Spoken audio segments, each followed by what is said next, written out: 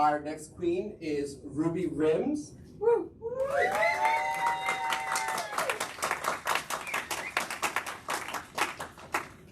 Welcome, Ruby.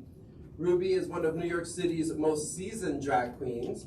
Born in Newark, New Jersey, Ruby started performing at the age of 20. Ruby has played clubs throughout the country and has been seen on The Phil Donahue Show and other venues. Ruby appeared in a TV advertisement for Adidas for the New York Yankees. Ruby is a 31-year AIDS survivor and lives in Manhattan Plaza with her cat, Lamont. Ruby ran to be a delegate for the Judicial Nominating Convention in the 75th Assembly District. I voted. Which is most recently, that election just happened. And Ruby will be 70 years young this Halloween. Welcome, Ruby. And last but definitely not least, our third queen, Jucee Pich.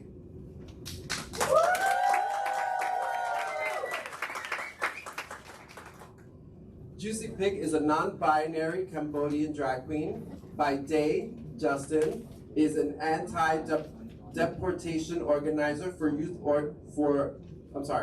By day is an anti-deportation organizer and youth organizer who fights for justice and dignity for the Southeast Asian community in the Bronx. By night, Jucee Pich, a baby queen, getting ready to take over the world. Jucee is a love letter to Justin's Khmer roots and culture. So the Cambodian roots and culture. Welcome, Jucee.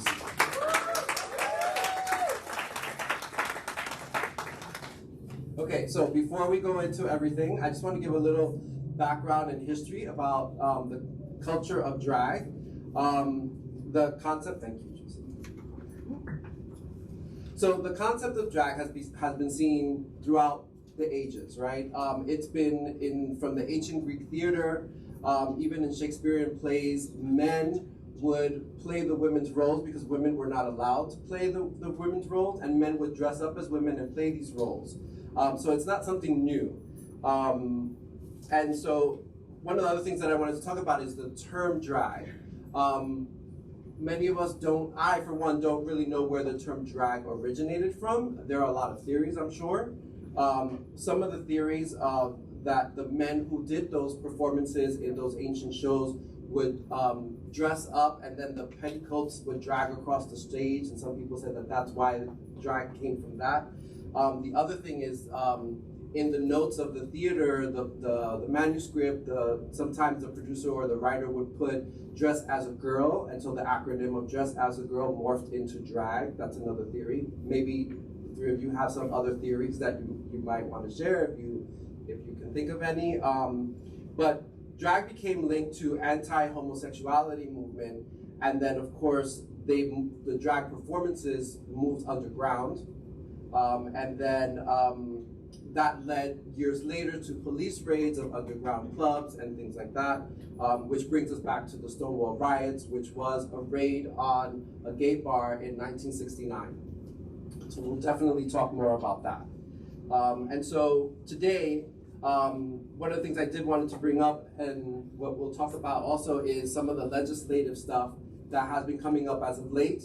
There's been a lot of pushback to performances and the LGBT community, and just a few numbers that I want to run through. There have been 70 anti-LGBTQ laws that have been enacted to targeting drag that we know of. Texas criminalizes drag performances, and over 520 anti-LGBT bills have been introduced this year. That's a record, 520 anti-LGBT bills. So the list goes on, and I can go on, but nobody's here to listen to me. So we want to hear from these fabulous queens, and do you have any comments on anything that I've said so far? Any of you? Yeah, as Eric said, in the old days, drag was outlawed. You really cannot dress in drag, and of course that was before my time. But in the past 50s, 60s, when you do drag, you're actually required to wear certain amount of garments of your gender. So if you were a male drag queen, you have to wear certain amount of outfit, male clothing. So some of them will wear men's underwear because otherwise you could be arrested for impersonation. So it is repressive at those times. You took the words right out of my mouth. When I started doing drag in New Jersey, you had to wear, and you went out off stage, you had to wear, which you're right, you wore 3 pieces of men's clothing, so we all wore 3 pieces of men's underwear. And they couldn't mess with us. I mean, I'm a baby queen, so I really don't like a little bit too much. But like for me, drag is just like fun. It's just art form. It lets me do whatever I want to do, and it makes me happy. So why does my happiness gotta end? Perfect, thank you. So I'm going to start with one of the questions that we talked about earlier, and I shared with you before. When did you know, or what did you know? What's your process? When did you know that you wanted to do drag? What was your process of going into drag? Was there pushback when you started doing drag? For me, I knew because I used to play my mom's makeup. She used to get angry at me all the time. But I would say also when I was 10 years old, I was scrolling through the TV and I came across RuPaul's Drag Race, and I seen Jucee, and Jucee looked like me because she's Laos, and I was like, oh shit, there's someone that looks like me, and I was like, I want to do this one day. But I didn't do it until like now because first of all I was broke, and like drag is expensive, and if you want to look nice, you want to look like crazy and stuff like that. But yeah, but I always knew because I was always playing with my mom's heels and her makeup and stuff, and my sister. Shout out to my sister. She let me use her makeup. But yeah. I was born on Halloween. That explains everything. The only other days I could have been born is April Fool or Immaculate Conception. But my sister as well let me have, on Halloween, let me have her dress and the makeup, and I look better than she did. But when I got out of high school, I didn't go to college because, very truthfully, I was not college material. And I didn't know what I was going to do. I was working a regular job as a messenger. And I started with 18. Back in those days, you only had to be 18 years old to drink in New York City. So I came over from Newark to New York City and went to my first gay bar, which is called the Round Table on 50th Street. And this was 1971, mind you, only 2 years after Stonewall. And so I was there, and all of a sudden the lights went up, and I'm thinking, oh my God, we're having a parade. And it's showtime. Showtime. And out comes a drag queen. It's on the floor. And I looked at watch, and I thought to myself, because I wanted to be, so I did shows in high school, and I still wanted to perform, but I needed an outlet to do it. And I watched, and I looked, and I said, I can do that. And I can do it better. And I did. I saw 2 years later, I was in a little club in Newark, New Jersey called The Other World. And I knew the owners, and I said, one night, I'm gonna go and do a couple of songs. They said, okay. And I did. And that was that. I think just like Ruby said, for a lot of gay men who does drag, we always all started at Halloween. And after Halloween, oh well, there's the New Year's Eve party. Yeah. Then Valentine's came along, and before then, your drag wardrobe is much larger than your boys' clothes. So, but it was a little hard for us to perform as an Asian drag queen, because in those days, unlike the RuPaul era of drag queens, we don't do flips, we don't do splits, we don't do death drops.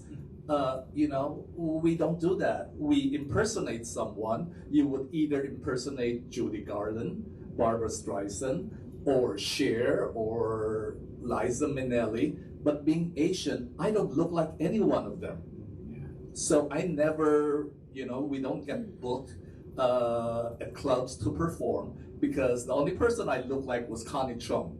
And what was I gonna do? Read the news on stage? I mean, seriously, they're not gonna pay me to do that. Fortunately for me, when I came to the United States, there was an Asian bar. There were a few of them, but there was the web, which became Club 58, and that's where I started my sort of performing career, and for many years. And that's before Lips Restaurant. So, Coco, I wanted to ask you a little bit of information about the Imperial Court and Night of a Thousand Gowns. Can you tell us a little bit more about that? So the Imperial Court of New York has been around for about 37 years. We started the same year as ACT UP and GLAD was born. And it is part of a larger organization called the International Court System. Here in New York, I'm one of the original incorporator. As I told you all before, I was very young then. And we produced the annual Night of a Thousand Gowns, which is a charity ball. And over the years, we've raised over $1 million for social service organization. But the International Court System has about 68 chapters in the United States, Canada, and Mexico. And you may not know much about what the International do, but if you have ever come across a few years ago the Harvey Milk stamp, we did that. We wrote the letter writing campaign to the U.S. Postal Services, and we got the Postal Services to create the Harvey Milk stamp. And on top of that, we were also instrumental in putting together, making a successful bid for the USN Harvey Milk, which is a U.S. Navy ship. We did that with all of you. And Eric had mentioned earlier, for those of you that have not been to the Stonewall recently, there is a wall in the back called the Stonewall LGBTQ Wall of Honor. It celebrates and honors those that have come before us, people who have made a difference in LGBT community. And it lists, there's about 70 names there. So next time you go to the Stonewall, please visit those walls. And if you don't know some of those names, Google them, because they paved the way for all of us. Ruby, in your bio it says that you are an AIDS survivor. Can you talk a little bit about the 80s and when the AIDS came into the LGBT community, the gay community, and everything that happened during that time?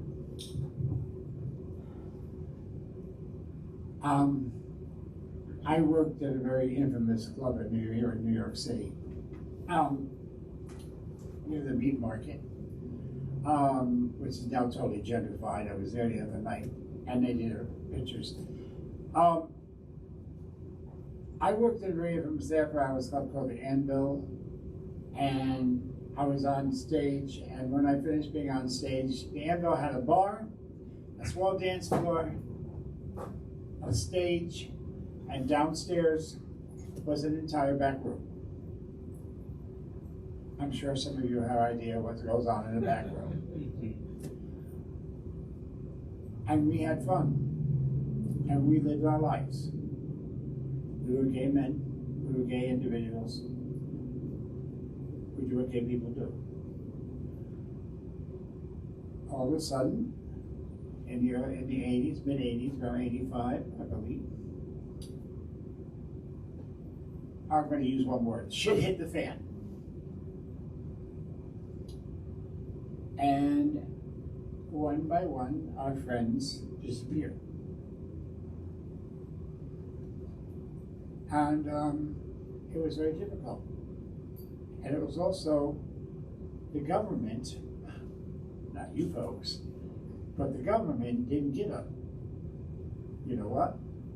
Because it was, as they put it, fags and druggies that were dying. And they didn't care. They did not care. Of course, COVID comes along and straight people die. Oh, we gotta do something.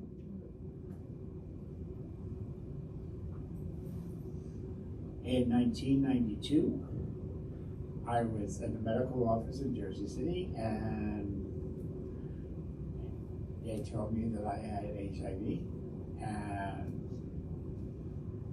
I said, I refuse to die. The truth of the matter is,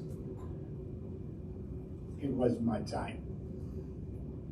Why it was for so many others, we don't know the answer to that.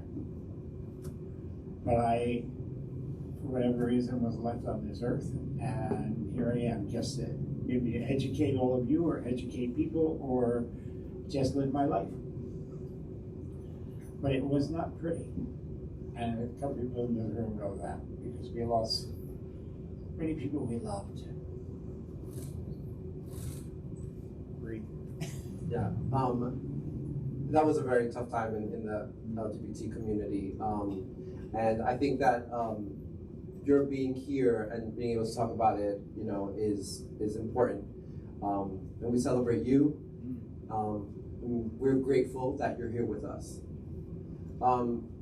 A lot of the young queens probably don't remember that time, you know. Thank God. They don't remember that time. So Jucee, I'm going to turn to you and ask you, as a younger queen, as the baby of the group,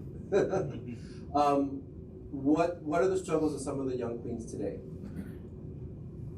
I think what, like, everything going around, like, you know how the laws and stuff like that, for me, like, I get scared because I'm like, I can't travel to certain places without being like targeted or something like that, just in case, you know. And that's what makes me not want to like go out and stuff like that too, because it's like, it's scary. It's like all these things coming after you and you're like going up. But I'm gonna stand up for myself, because you know you gotta do what you gotta do at the end of the day. And I got hands. They talk. Yeah. Thank you. Yes. Yeah. We have this. You know, we think about many of the queens that came before us, the LGBT community that came before us, and we stand on their shoulders, right? And we continue the fight for our rights, because as we know, you know, the legislation is really pushing back, and we see that with all the bills that are being introduced. So I'm going to ask all of you, how do you feel about some of the legislation being pushed through in some of the states and the ban on drag performance? People are just trying to make a living. Drag is not bad, it's a good thing. And like RuPaul said, everybody's born naked, for the rest is drag. Everybody's wearing drag at the end of the day. You know, accessories, all that stuff is like drag. You're making yourself look better. So why is it that like people can't do that? And America's supposed to be freedom of speech, right? They're doing whatever they want to do, what makes them happy. So why is it that people that they get like, oh, I don't like that, whatever, why do they get to say, like, you know, like you always say all these things, just let people live free, let them do whatever they want to do at the end of the day. As I look around this room, I see a few of you in ties and jackets. That's a drag. Ask any man. And some of you ladies who have to wear stuff that you really don't want to wear. You'd rather wear pants, you'd rather wear, and some places you have to wear it, still have to wear a dress. As far as the political stuff goes, I have 3 words. Don't say DeSantis. You know, as Eric said, there's over 500 legislations out there, and a lot of them that is in the news are mostly targeting drag or transgender, because we're easy targets for them to talk about. And hidden behind that are a whole slew of other legislations that is targeting the entire community. So even if you don't identify as transgender, or you're not a drag queen, do not think they're not coming for you, because they are. They will. And you know, it's just a template from one state, one city to another. When they become successful in Florida, Nebraska will take over. But besides the homophobia that exists in the larger community, especially in conservative states, we should also be mindful that there is internal homophobia within the LGBT community. And most of you are very young, and you may not remember this. And if you remember the AOL days, you do, because you still use AOL.com for your email. If you remember the AOL days, and that's a way to hook up with other people. And they will explicitly say no fats, no femmes, no blacks, no Asians. It's still happening today, even within our community, even in the new hookup sites, Grinder of any one of those. Not that I would know, because but it's there. It is there. When you go to clubs, that discrimination within our own community is out there. So we must learn to take care of each other, because if we don't, no one will take care of us. The first Pride March, we didn't call it a parade, we call it a march, that I did was in 1976. And all the newspapers the next day, all you saw were drag queens and leather queens in rather revealing outfits. The gay men were ticked. You know what I mean by ticked? They were ticked. Because we were getting all the press, but it was also, in my day, now everybody watches RuPaul's Drag Race, and it's, let's watch the drag queens. In my day, it was, let's watch the freaks. So the newspapers, of course, because Rupert Murdoch of the New York Post, he would see all this, and the gay men were like, well, why don't they show doctors? Why don't they show, because they're not gonna. Nobody wants to see a doctor, except when you're in the hospital, then you still don't want to see them. Nobody wants to see, they want to see drag queens, but the gay men were very prejudiced, could be very, very prejudiced, especially white gay men, believe me. And I know, because we all dealt with it. Can I add something? Yeah. Ruby was saying that you don't see the community being portrayed as teachers or doctors and stuff like that. And the only character you see us on CSI were the ones that are killed. Yeah. We're always the victims, we're always murdered in any one of those Law and Order and CSI shows. And we gotta change that. We gotta change that. Well, I was gonna lean towards something that Jucee said earlier, is that people let people be who they are, right? One of the things that I wanted to also talk about is the importance of coming out of the closet. Can you talk to us a little bit about why that is so important?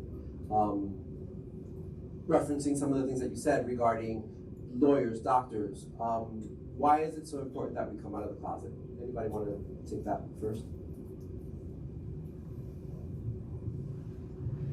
It's really important to be able to come out of the closet. However, coming out of the closet is a luxury for most LGBTQ people, especially the youth. If they come out too early and they're living with their family, they could be kicked out of their families or their home. Yeah. It's an economic issue more than just being able to come out. If you don't have a roof over your head and you don't know where your next meal is coming from, it's hard. And that's why there's a lot of homeless LGBT youth. A lot of them have resorted, because they have no other choice, into sex work in the street. So it really is important that we take care of our youth, because a lot of them are suffering. If you just travel to San Francisco, to Portland, even here in New York City, you see a lot of homeless youth. And it's a luxury, really. So for younger people, I would always suggest stay in school. Stay in school until you are ready to be able to afford to come out. Do not feel the peer pressure of wanting to come out because it's the right thing to do. You need to be able to take care of yourself first. I didn't have to come out. I was a screaming queen. People knew when I was young. Oh, pansy. Oh, faggot. Oh, queer. And you are what you are. And I couldn't hide it. And I never would. For me, well, it was like, so I always knew that I was like different when I was younger, and like I knew I wasn't a boy or a girl because everybody was always asking me, "Are you a boy or a girl?" Because I really did look like a little girl too. But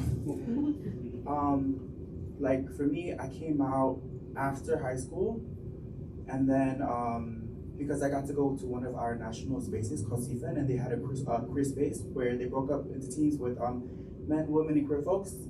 And that was the first time I stepped out and went there, and I was like, oh shit, I'm really doing this. And my sister looked at me and was like, oh shit, like, you know, like he did it. And I was like, yeah, because I'm tired of like not being myself because I wasn't happy. And now like during the pandemic, I was having all these thoughts like, what am I? Because I was struggling with myself. And I went to my brother and my sister and was like, I think I'm non-binary. And you know, it's like hard because you're trying to figure out what you are and stuff like that. So I came out like 2 times pretty much. so yeah, but now like I'm happy, and that's why like I'm doing what I want to do now, because I can say that I'm happy with myself, and like I can see myself living for myself, if that makes sense.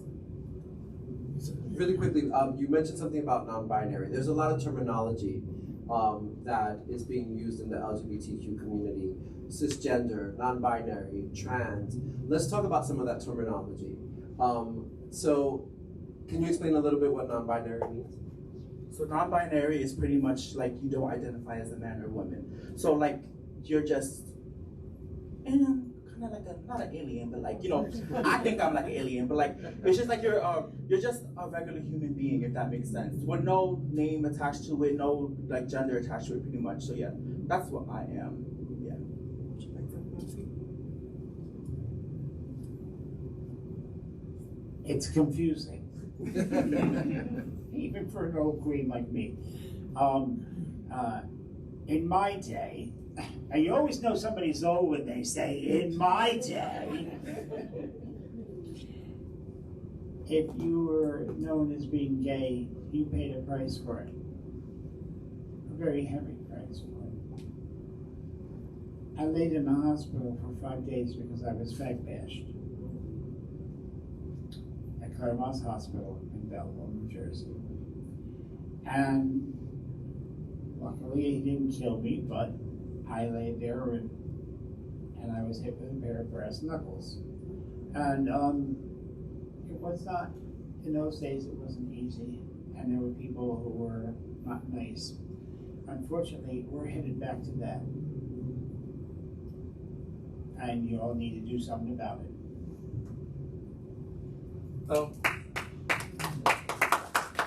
As Ruby said, it is confusing. It seems like there's a new label, there's a new pride flag out every day.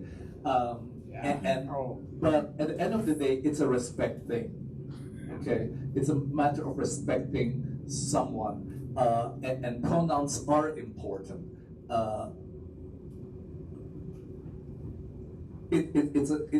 Never ever ask someone, what is your preferred pronoun? Pronouns are not preferences. You know, the best way of asking would be, what is your pronoun? Okay, I know it's just a simple word change there, but it does mean a lot. Means a lot. It's like, you know, in the old days we would say, we're asking for tolerance. No, I'm not. I don't want you to tolerate me. Okay, I want you to accept me for who I am. And you know, so just like when people refer to Stonewall as a riot, I don't see it as a riot. Riots sometimes have that bad connotation of just destruction and just being unruly. I would always refer to Stonewall as a rebellion. So words are important, pronouns are important, you know, and at the end of the day, we're all different even within our community. Respect is the most important. I remember something that someone told me when I was young and I was coming out. Somebody said to me, "You're very different, just like everybody else." So that made me realize that, you know, we are all different. You know, we are all, you know, in our own way, we are all different. You know, I came out for a little young for my time, I think. I was 16 when I told my family. That was in the late 80s era. And so for that time, I think that was a little young. Do any of you have an interesting coming out story that you want to share? But you shared yours, but Yeah. do you want to elaborate? Oh, well, it really wasn't like coming out. They already knew. I could have had nothing. They already knew what was going on. It was happening. The only thing that they caught them by surprise is that I'm non-binary, pretty much. But for me, it was like regular, because there was like, okay, you're still Justin, so like, you know, that's my name, but like it was like, it doesn't change you because we still got your back no matter what. And my family always do. Every time there was somebody that was bullying me or told, like, saying, oh, like, you're gay and whatever, my siblings 100% got my back. My brother and sister right there, Calvin and Lily, always have my back. Till this day, they're my number one supporters, no matter what. Like, they always, my family always got my back. So if and I got a big family, so if someone messes with me, you mess with my whole entire family. It's like 50 of us, okay?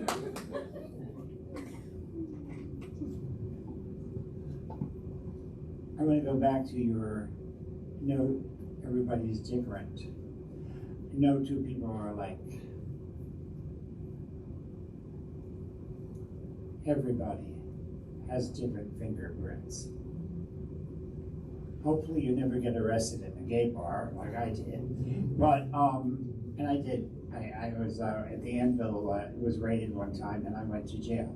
It's the only time I ever went to jail in my life, and I was a wreck. And they tried to fingerprint me, and I was shaking. They said, stop shaking! And I said, stop shaking. You're shaking more, you know. But coming out thing, you already know about that. Yeah, I mean, I think for a lot of us, our mother always know, but it's interesting that I come from a very supportive family, and when my sister knew also, but why she would send me religious conversion type of literature, at least that's not after a month because I ignore her. But my other sister sends me religious prayers every single day to this day, and God love her, But going back to labels, whether you're a drag queen, are you transgender, are you non-binary, and all those. When push comes to shove, when you get arrested by law enforcement, they don't stop and ask you, oh wait, are you transgender, or are you gay, or are you just a drag queen? You're all the same to them. We're all queers. That's why when I was still in Los Angeles, one of the tasks of the Los Angeles Transgender Advisory Board, as opposed to the West Hollywood one, they create a protocol for intake of transgender inmates to respect something as simple as letting them use their wigs in jail, because normally you're not allowed to do that. You cannot wear a wig in jail. So the dignity of trans women being put to jail is different from someone else, or a safety issue as well, depending on where you end up in the prison system.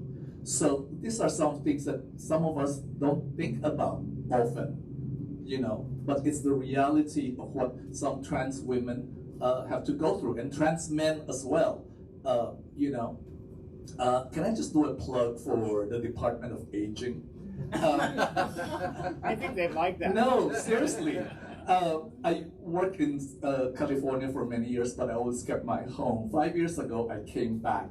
So I'm not here just as Your Majesty. I'm actually the client. So I do thank the Department of Aging.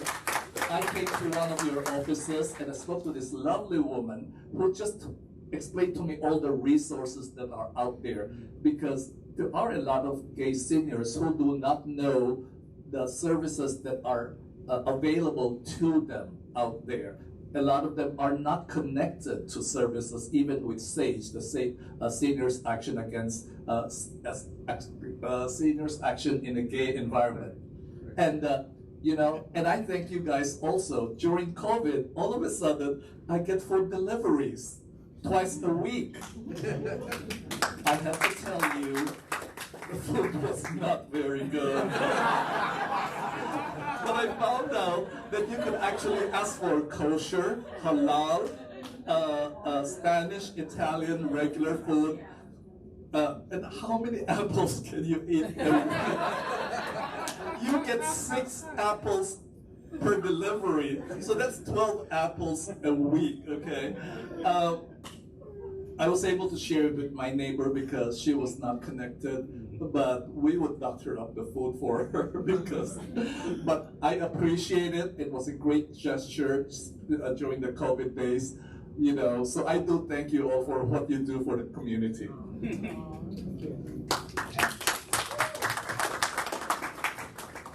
As far as religion goes, I am a born-again Christian Dior.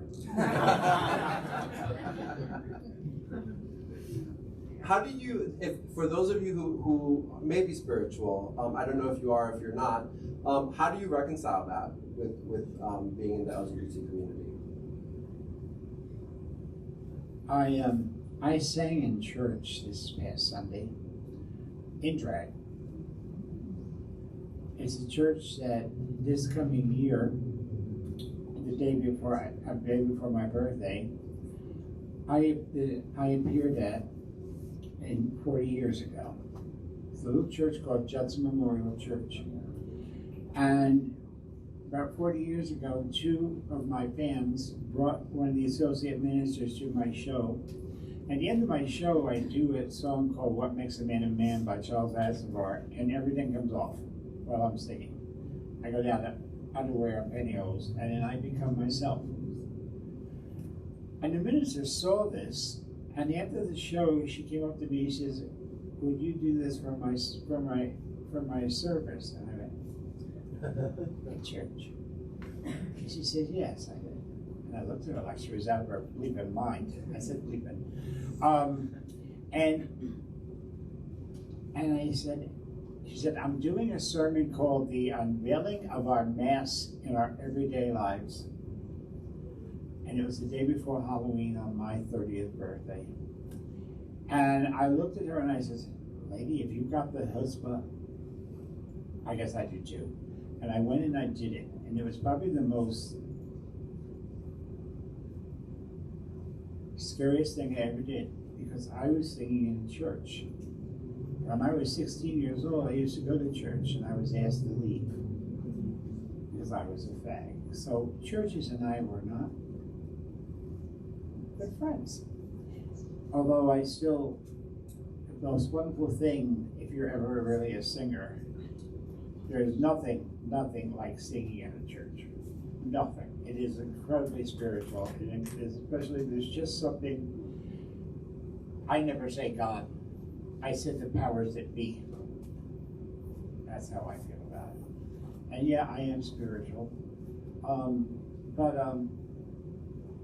I sang I Am What I Am. I got a standing ovation this past Sunday. And this year, I'll be doing a show the day before my birthday again, and it will be 40 years that I first sang in Jucee. So there aren't churches all across America like that, but there are some. And you just kind of have to find them if you want to.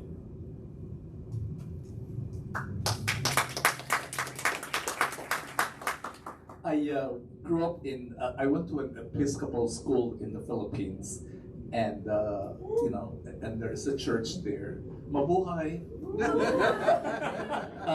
And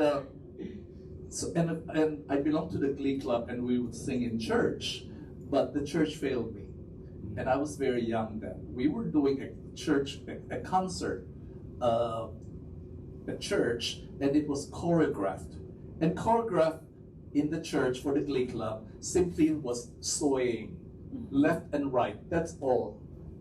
But the priest, the pastor, decided that we were not allowed to do that.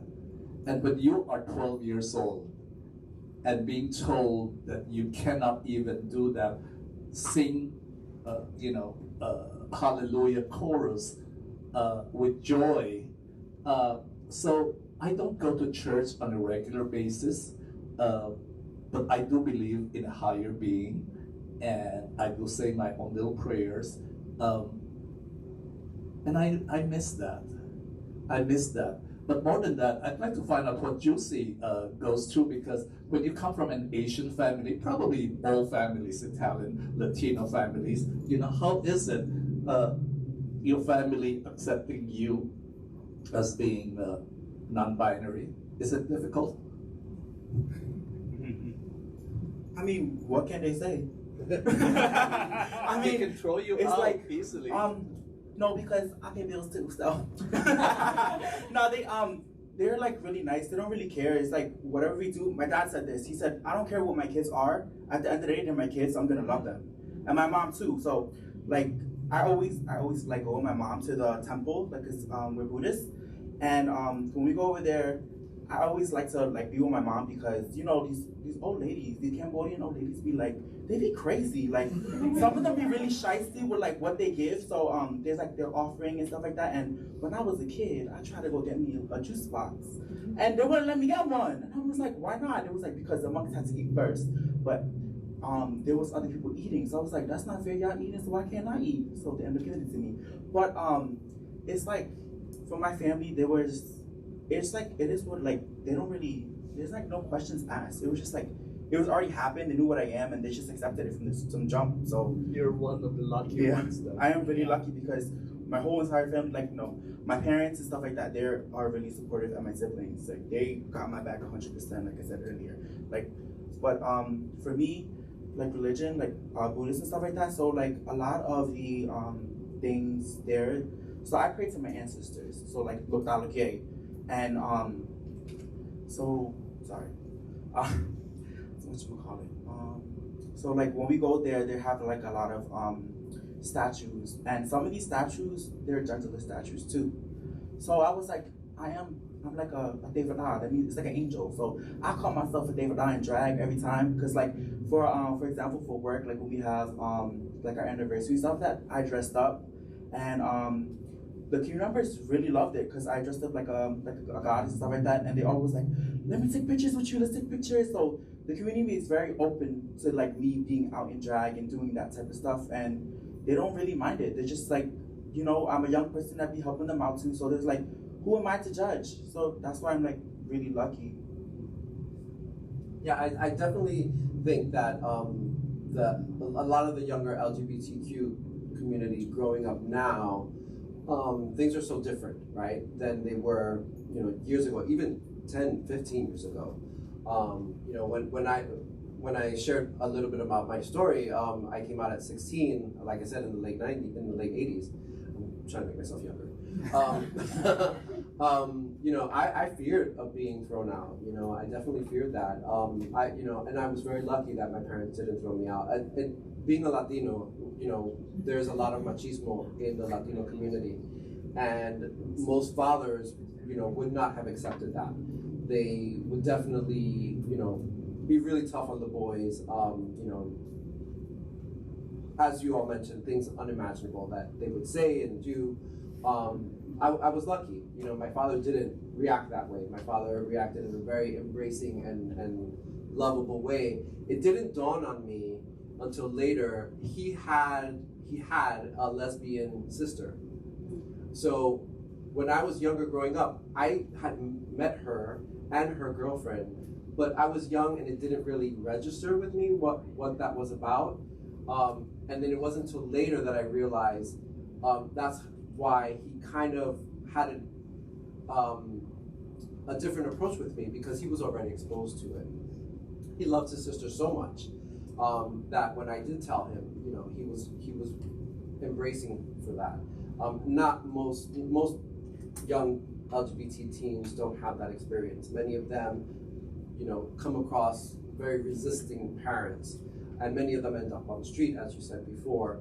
But it is changing, and there are many more resources now to the LGBT community than there were 20, 30 years ago. I know when I came out, one of the organizations that I was put in touch with right away was the Hedrick Martin Institute, and they were very helpful to me. Were there any organizations that helped you through the years? My own organization that I'm part of, Big Kong NYC. A lot of them are here too. A lot of young folks.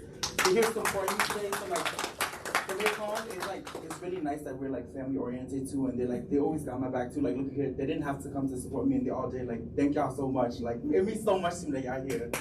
But yeah, so like, they provided me with spaces, like a queer space to be in a part of like a national space to talk to other people too. So it was like really nice to be a part of that and to learn from like other people and their perspectives and to learn what it means to be LGBTQIA+.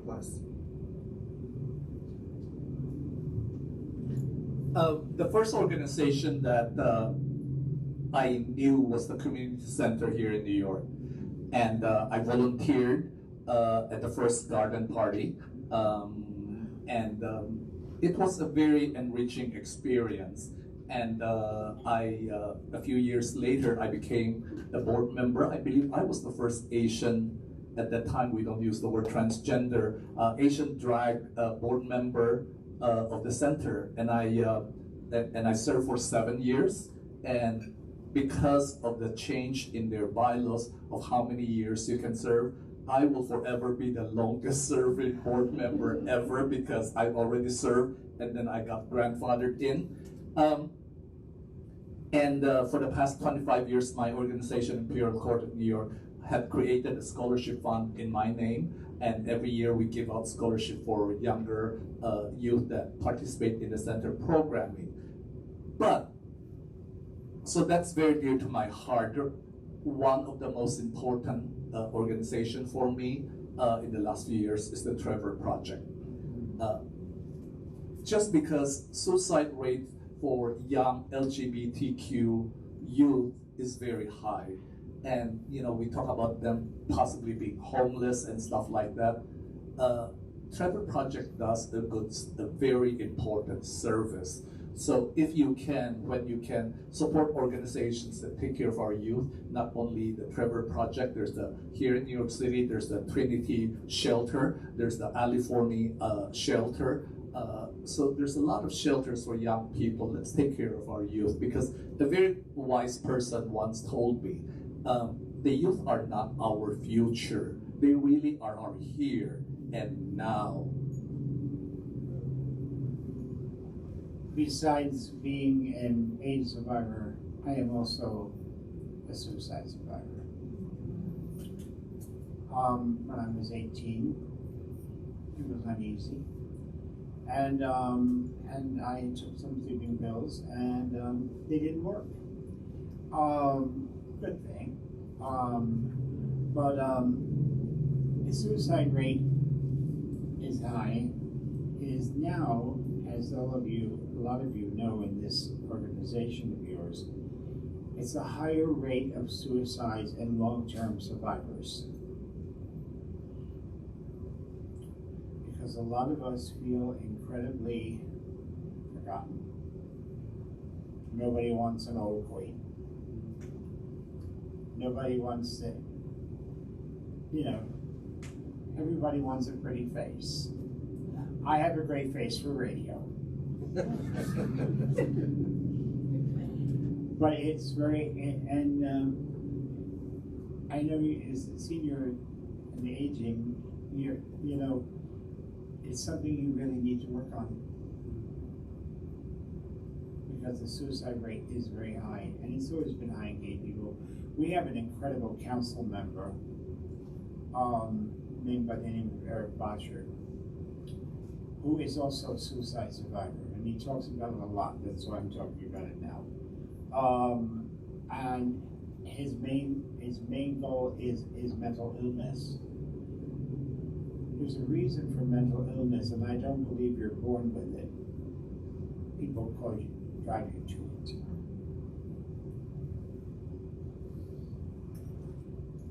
Yeah, there is a very high suicide rate among older adult LGBTQ, and I know that there's a lot of work that's going into it, and we're going to continue to push that work. For me, for example, I always tell people that are close to me, like, I wouldn't be here if it wasn't for an individual that stepped in and helped me get through some of the darkest times. So yeah, sometimes we need those individuals to step in and help us in all points of our life, and that's very important. We're gonna go to some questions from some of our staff here in the audience in the room and also the ones that are online. Before we do that, are we going to do performances? Yes. No? Yes. No, we won't do I performances. am what I am. I am what I am. You certainly are. But we definitely want to do some questions. But while we get those together, I definitely want to ask: is there someone who was a mentor to you, stepped in for you? Is there someone that helped you get through some of the difficult times? My brother and my sister. Every time I have like something going on is crazy, like someone that I need to vent out to or talk to, I know I can always go to them because they will hear me out and like listen to me, and then, like I take their advice and stuff like that. Yeah. No. No, I didn't have any mentors, but there are people that I certainly admired as I started to come more into gay life. And one of my favorite people that I ever met. I met a lot of people, but two that really made an impact on me. I had the pleasure to meet Christine Jorgensen. For those of you who don't know who Christine Jorgensen was the first ever transsexual to come out and be open as a transsexual. My other favorite person was Marsha P. Johnson. Marsha P. Johnson was one of the reasons that Stonewall happened. Eric, it's really hard to sort of just narrow it down to one. I think, we go through life and every part of my experience is a learning curve for me. And I really thank the people that came before me who laid the foundation for all the things that we're able to enjoy today. So there's too many people, and I'm lucky, much like Ruby is, and a lot of the older LGBTQ seniors, that we live to see a lot of things happen in our lives. We experienced AIDS, which was a devastating time. We experienced the joy of gay marriage, which was, which may be taken away from us in some form or another. So I think my mentor is my experience, and this is what 69 looks like. Am I being so serious? Let's liven it up, yes. So one of the questions from the staff here is, what can or should New York City Aging do in order to help the older LGBTQ community?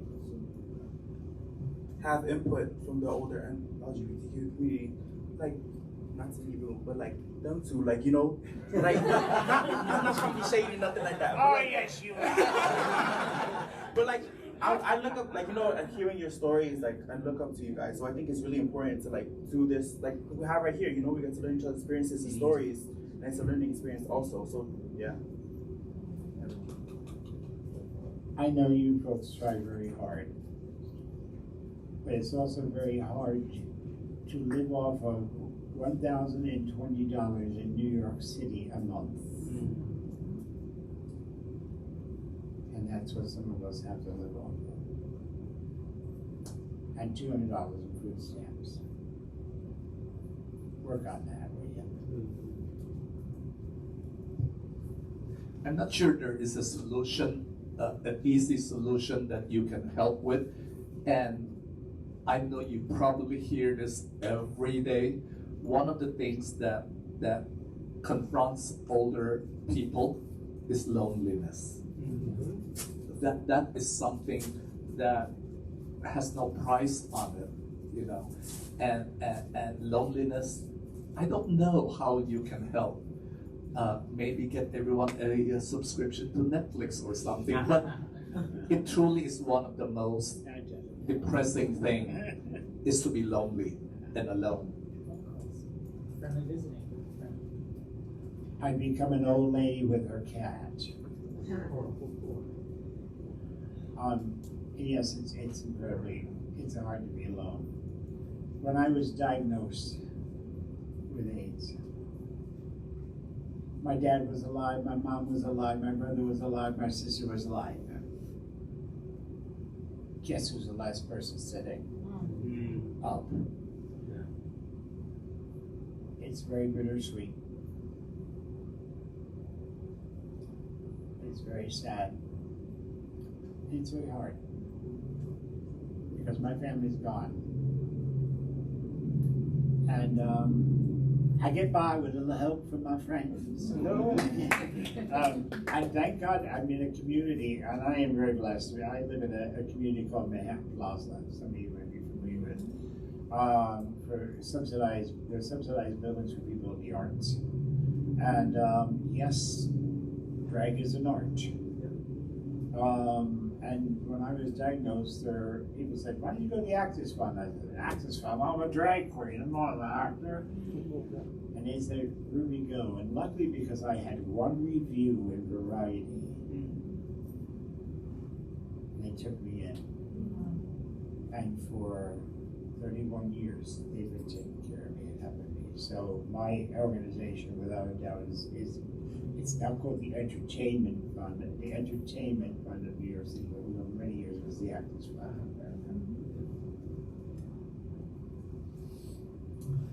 America. So one of the other questions that was brought up is how has race affected your experience as a drag queen,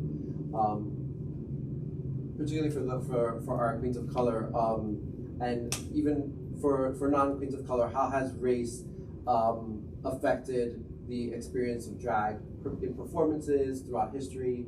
Can you speak to a little bit to that? Well, it's gonna be hard because I'm still new, so I really haven't put myself out there because I didn't really I haven't performed yet or that stuff yet, so I'm still in the beginning stages. So yeah. I'll pass. You know, I already mentioned to you some of the challenges that an Asian performer, but it is exhausting trying to educate people, but it's something we have to keep doing. And it's not just for Asians, it's for trans women as well. It is exhausting to just always explain the difference between a transgender and a drag queen.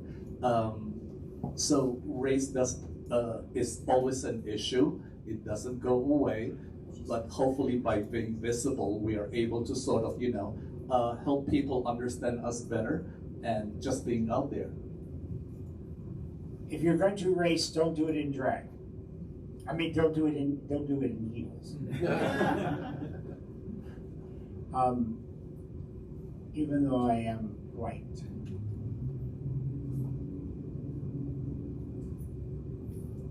I've seen a lot of prejudice in my life. Being a gay man, being a drag queen, having AIDS. We all deal with stuff. And we just have to overcome it.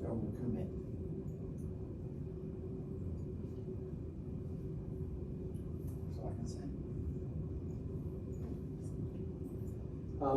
I would like to touch a little bit on culture. Like I said earlier, in the Latino culture, there's a lot of machismo, and so for young men, and even for women, you have a role. If you're a boy, you're supposed to glue, play basketball, boxing. If you're a girl, you're supposed to paint, play with dolls, and that obviously wasn't the case for me because I played with dolls and I didn't like boxing. I'm interested in how culture has played a role in your development. One of the questions is, what is your perception on colonization and the impact of the LGBTQ community? I know my family comes from Puerto Rico, and so, that also talks to the part of the machismo. But I'm interested about how culture, your family's culture, your culture has helped you in your development. So for the Cambodian community, a lot of us my parents came here as refugees, escaping war and trauma in Cambodia from the Khmer Rouge. So we came here because they were there, America was there, and there was like a lot of secret bombings and stuff like that. So that's what happened to a lot of Southeast Asian folks coming into America. So like they did lose a lot of like their culture aspects and stuff like for Cambodia. And then the Princess Bopat Devi, she started bringing back the arts and cultures in the refugee camps. And like that's how for me, I think like the traditional Cambodian like culture, like the dressing in their clothes and stuff, that's what I want to bring to drag like this, like for example what I'm wearing. So like those things to me, that's what brought me up, because I seen all those things like apsaras, devadas, stuff like that, and I was like, whoa, like those are really nice, and I want to wear those things, be able to wear it, and be able to like learn the traditional dances and stuff like that. I haven't yet, but I did get an opportunity when we was in Cambodia, but COVID happened, so it like stopped that from happening, because we were gonna learn from like masters who know arts, who do like the traditional dancing and playing instruments and stuff like that. So hopefully we can see if we can do it again.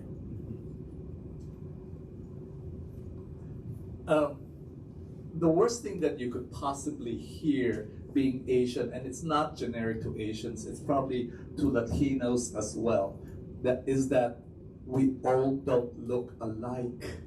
You know, Jucee is Cambodian, I'm Chinese, there are Filipinos here, there are Koreans, our food are different, you know, so please don't lump us all into one, because we're all different and we all have pride in our culture. And I'm sure in the Latino community as well, you know, you probably go through that as well. So culture is important, it's very interesting, and you know, it's always something to learn, and don't be afraid to try to new food or things like that. So I think there's opportunity there. As far as a roll, I have a roll in my coffee every morning. I grew up in a housing project in Newark, New Jersey. And I had a friend named Robert Lewis, and I had a friend named Ida Rodriguez, and they were my friends. I didn't see them as Robert Lewis, the black boy. I didn't see her as Ida Rodriguez, the Puerto Rican girl. I saw them as individuals and my friend. As you get older, we're taught a lot of things, and people change. And then I was taught I was vague, and somebody was that word, and somebody was that word. And there's a song, I want to say it's from, I'm not sure what show it is. You've got to be carefully taught. Do a bar too. What is it? Do a bar too. You have to be careful. You have to be careful taught, and teach your children well, because that's where it comes from. We're not born. We're not born with prejudice. We're taught it. It's King and I. Yes, it is King and I. Thank you. Queen and I. Could you give our audience any tips on, one, performing, and two, on any parents that may be raising children in the LGBTQ community?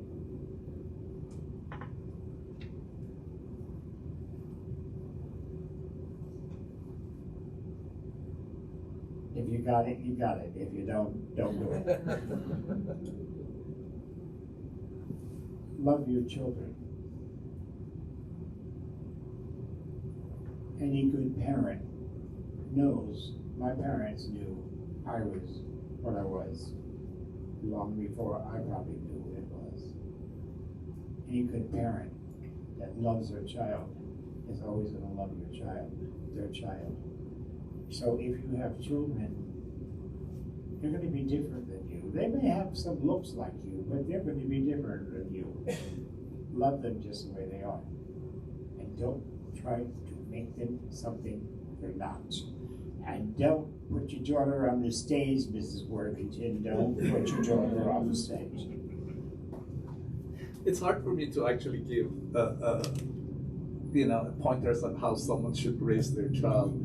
I think I agree mostly with Ruby's that just love your child. Really, I mean, nurture them, give them the tools to grow.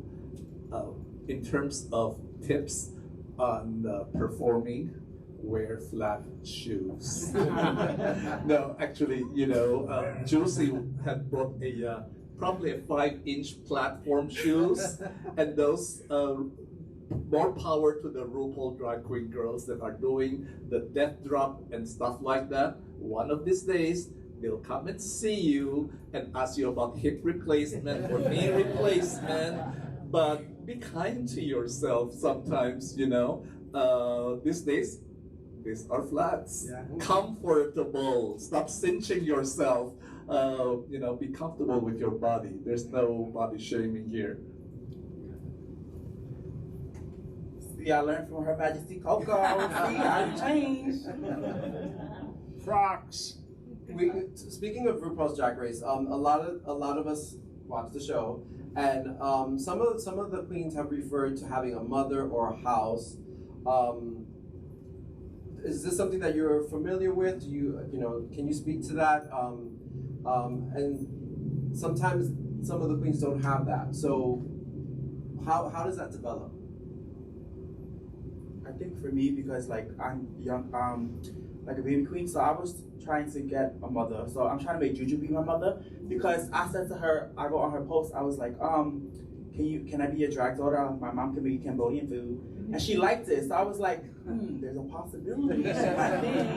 And so I was like, it's just a person to help you, to guide you into for you being you, your drag and your aesthetic and stuff like that. So that's what for me, that's what the mother is, putting her child into a spot to be comfortable with the art and their drag career and stuff like that. In my day, us white boys never went above 86th Street because we would get a nosebleed, and we would get a nosebleed. The House of LaBeija, the House of Corey. I'm sure many of you have watched those. I had one man and ran. Because when I first started doing shows at that little club in Newark, Everworld, and they realized that, well, the drag works. Also on weeknights, it was dead. So, anyway, still to this day, when a club is quiet, they bring in the drag queens. Because there you are, watching drag queens in aging space. But I'm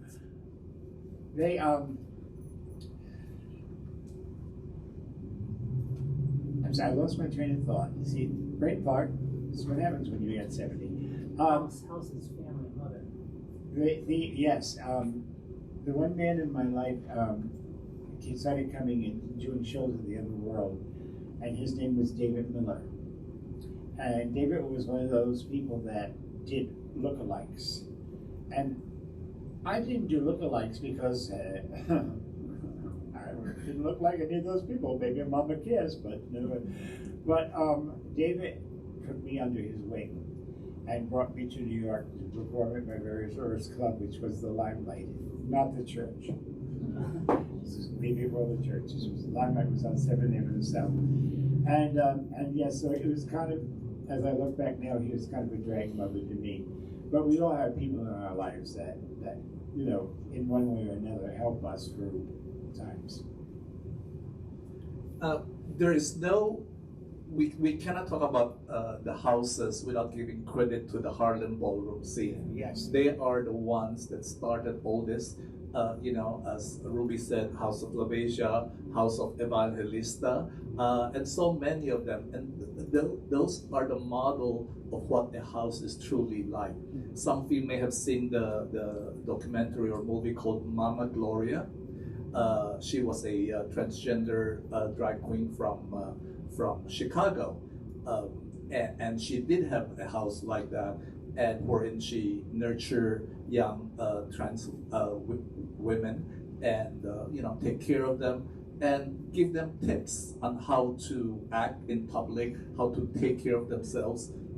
So we could all learn from that from our chosen family in watching out for each other. But big props for the house from the ballroom scene. What was the name of the movie again? Mama Gloria. And that's just one of them. You know, there's many documentaries. Paris is Burning was one. But yes, absolutely. I was just going to say Paris is Burning. I know you have Netflix. It is on Netflix because I watched it because I got to know quite a few of those people and Doreen Corey. Later on, if anybody wants to know a special story, I'll tell you that. Corey. It's true. It's true. Doreen Corey. All right, I'm going to tell it anyway because we're supposed to be here until 3 o'clock. 3 o'clock. 10 minutes. 10 minutes. Doreen Corey. If you ever saw the movie Paris is Burning, Doreen Corey finishes at the end and is doing the makeup. Well, luckily got to know Doreen Corey, and one of the queens I was working with, I was having a dressmate. Doreen Corey was a seamstress that did unbelievable costumes and unbelievable gowns. So we went up to her apartment to pick up the gown. I'm sitting in her room and we're talking and everything. We get the gown and go home. When Doreen Corey did Paris is Burning, and when Doreen Corey died, they found out that there was a mummy in her closet. And on the front page of the New York Post, Google it, there's a mummy in the drag queen's closet. And apparently it was from, and I knew Dorian, it was from a bad trick. And in those days, if you were a drag queen, or you lived in drag, and something like that happened, you would never see the streets again. You'd be locked up and the key would be thrown away. So sometimes you have to do what you have to do, but you always have to protect yourself. Yeah, I do remember an episode in Pose that was similar to that. That's where they took it from. They took the story from that. That's very interesting. So we have a couple more minutes left. I definitely want to ask a couple more questions from the audience. The term LGBTQ continues to expand to include other groups. Do you feel this is a strategy that unifies or divides? I'll check that one. I think it does both. Like I said, we started with 6 colors on the pride flag. The progressive flag now has more colors, which are extremely important. I think the important thing is it's not so much how many more terms we have. I go back to what I started earlier today is respect. Respect each other for being individuals, for our differences, because what makes us powerful is our diversity. So it can do both. It's a matter of respect. But I want the younger people to respect me as well, because my brothers and sisters died, gave blood and sweat for that flag. That's a rainbow flag. I sang the other night. They had it at Manhattan Plaza. It was the first time they ever did a Pride celebration in 40 some odd years that it's been open. It's the first time they've ever done it. And God knows how many gay men live in that building. It was the first time they ever did a Pride thing. And I wasn't going to do anything, but towards the end I said, and I wasn't in drag, I said, can I have the microphone? They gave me the microphone. And I explained about a little bit about Stonewall and about Marsha and about some of the guys, there's pictures in the wall. But anyway, I explained that about Stonewall, and part of the reason that Stonewall happened because Judy Garland died,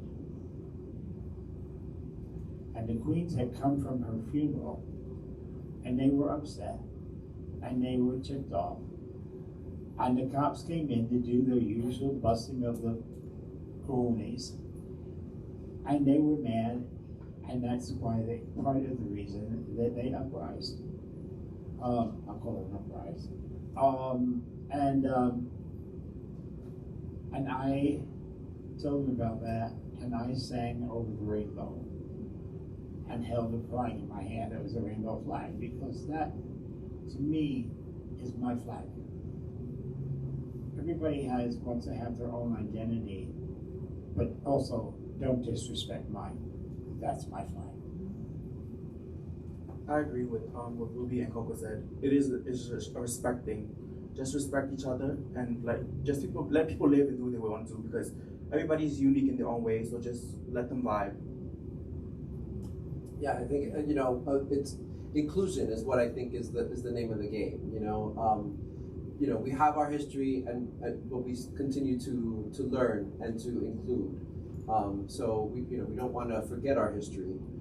We cannot forget our history, because if we forget it, we repeat it, and we don't want that to happen. And so we cannot forget our history, but we continue to grow and to learn more about each other and about our community, and we continue to grow. One of the things that I wanted to bring up also is that the popularity of RuPaul's Drag Race has put drag performances in the forefront of people. How do you feel about that? It's gone from underground to mainstream.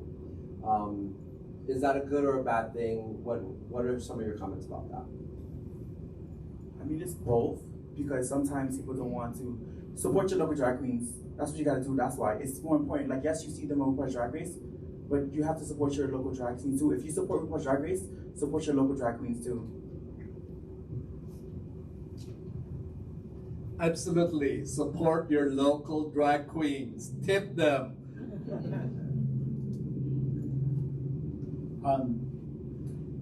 I don't watch RuPaul's Drag Race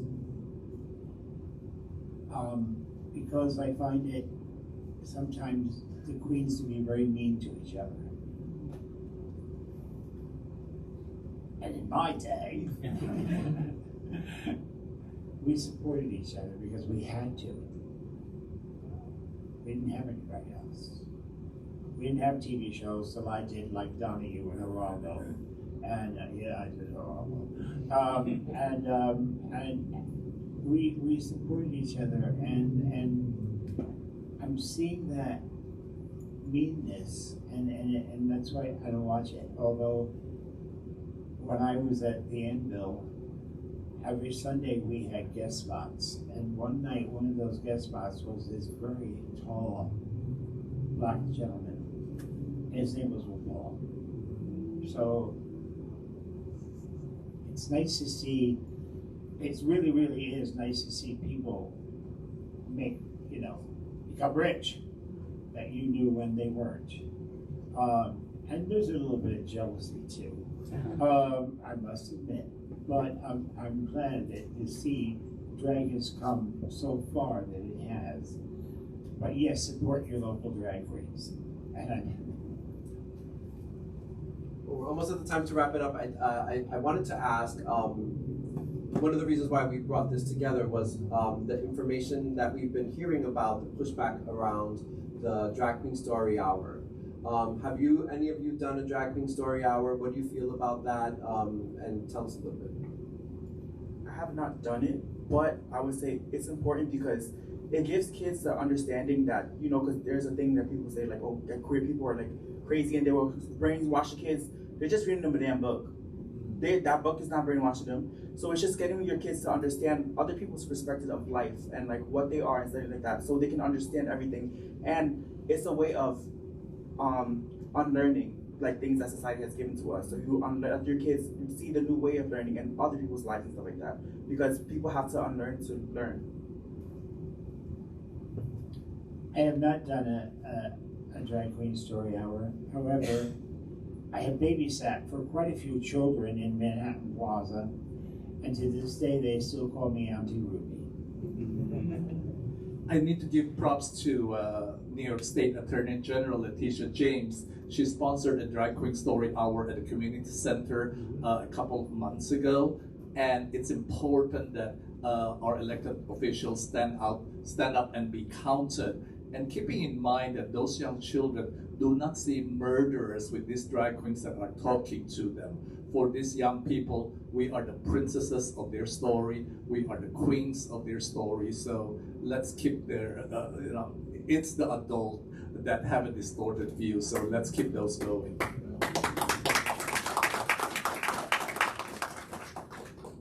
We're reading them books. We're not shooting them. So, in our last few moments, is there anything that you want us to know about you, about drag queen performances, about living your life as a drag queen? Any last few thoughts? This is not the last you're gonna see me. I will be, one day I will perform, one day I will think, so this is not the last time you see Jucee Big, so you might see Jucee Big sitting near you, or place. Last thought is thank you. Thank you to all of you, because there is a service that you don't know how much you have impacted people's lives. That little visit that I came to one of your office provided me with information, and for a lot of people who are not connected, information is key. So my last thought is really thank you for all that you do for the senior community. We were going to talk about something and we didn't get to it because it's 3 o'clock, but you were going to ask me about a question. Yesterday I was on the ballot in the 75th Assembly District to run to be a delegate to the Judicial Nominating Convention. Now, if you don't know what the Judicial Nominating Convention is, please go across the street and talk to a judge. I didn't win. And I tried my best. I worked my, you know what, off. But if you don't try, you're not going to succeed. And you'll have failures in your life. But you'll also have moments you'll never forget. Unless you get Alzheimer's. And that's where a lot of you come in. Always try to be yourself and try to help one another, because that's life. That's love.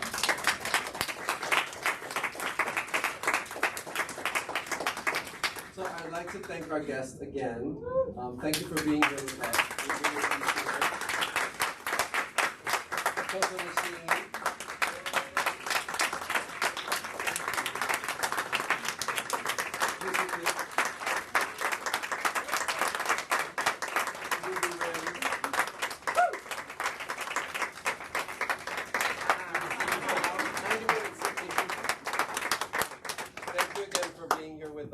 We really do appreciate it, we say thank you. We thank everybody who made this happen, to the Jedi team, to the Mustard team, to OGAS team, and to the OIT team. None of this would happen without everybody's help.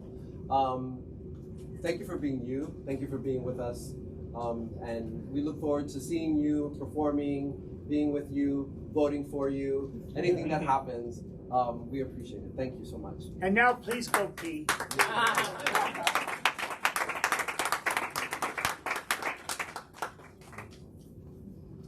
So if you need to use the bathroom, go ahead.